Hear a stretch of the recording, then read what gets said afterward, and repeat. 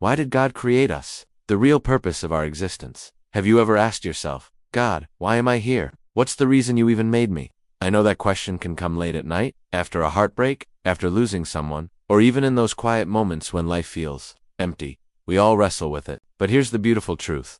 The Bible doesn't leave us in the dark. God actually tells us why He created us. And it's not random, it's intentional, personal, and full of hope. Let's walk through it together, step by step. 1. God made us because He wanted relationship from the very beginning. Genesis says we were made in His image. That means we were created with the ability to think, to love, to choose. And here's the thing, God didn't need us. He wasn't lonely or incomplete.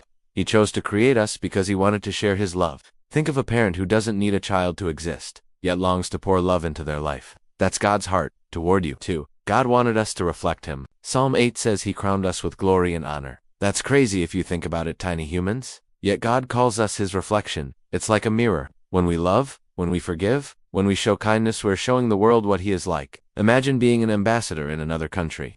Everywhere you go, you represent your home nation. That's our calling. We represent heaven here on earth. 3. God trusted us with His creation, Genesis 1:28. He gave humanity the responsibility to care for and rule the earth. But this wasn't about domination, it was about stewardship. Like someone handing you the keys to their home and saying, please take care of it.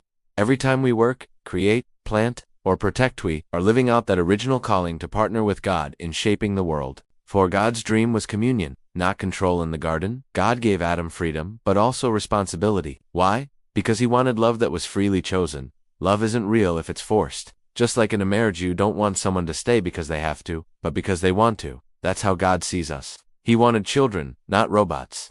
5.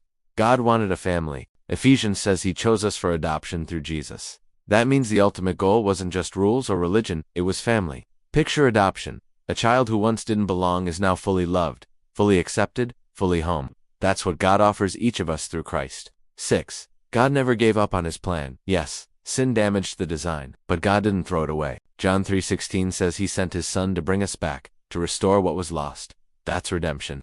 Jesus came so the story wouldn't end in brokenness, but in restoration.